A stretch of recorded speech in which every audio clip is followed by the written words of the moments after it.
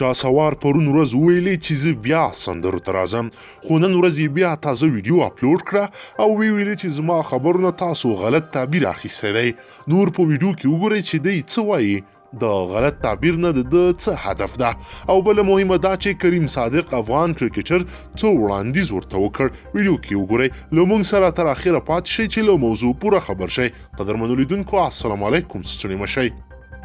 د پښتو ژبې پخوانی سندرغاړی او اوسنی تبلیغي شهسوار چې تېره ورځ یې په یوه ویډیو کې ویلي و چې له هغه تېرو 2 کلونو راهیسې په تبلیغ کې کار کوي او د دین خدمت کوي، خو هیڅ چا یې پوښتنه ونه کړه، هیڅ چا یې مرسته ونه کړه.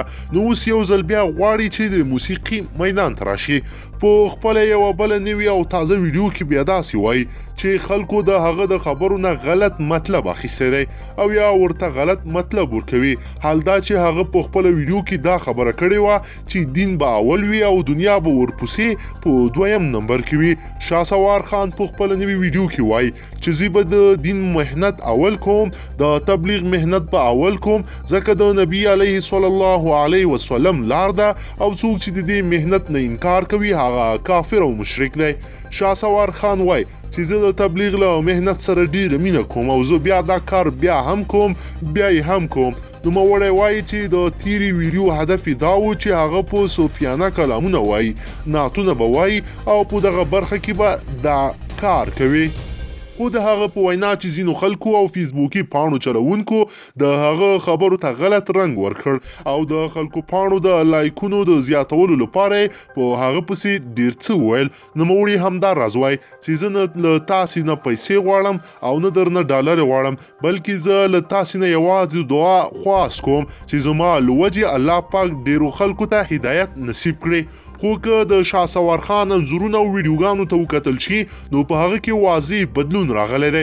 له تبلیغ سره تر یوې ځای کېدو وروسته په هغه به تل د سپینو کالیو، پټکی په سر، څادر په اوږه او تسبیح په لاس ښکاره کېده، خو په وروستیو دواړو ویډیوګانو کې ښکاره کېږي چې په هغه کې ډیر بدلون راغلی دی، ځکه اوس یې کړه وړه ډیر بدل شوي دي.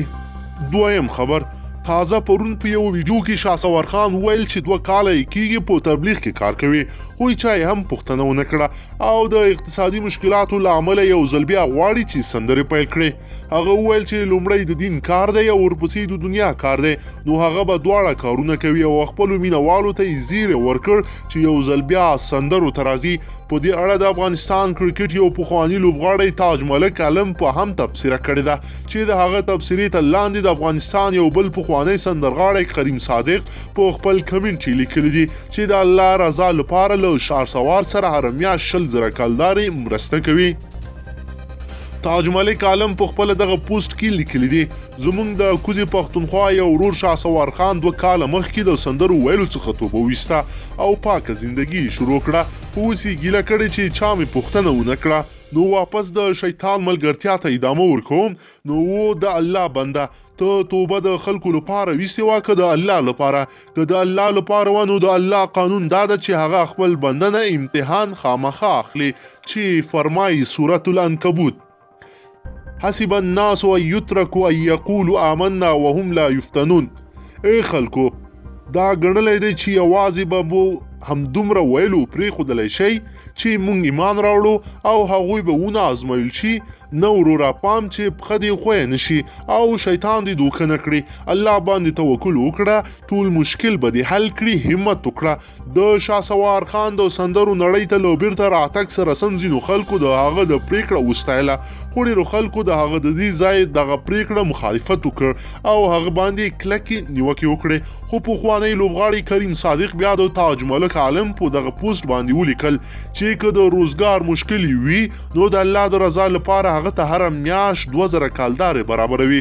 خو وروسته یې خپله خبره سمه کړه، ویل چې 2000 ترې په تریوتنه کې لیکل شوي دي چې 20,000 کلدارې به ورته هغه هره میاشت برابروي چې د هغه مشکل پرې حل شي. قدرمنو لیدونکو، که چیرې غواړئ چې له ورته تازه او مهمو پیښو څخه ځان ډېر ژر او په لنډو کې خبر کړئ، زموږ چینل د سره ضرور سبسکرایب کړئ او ویډیو د سره حتما لایک کړئ.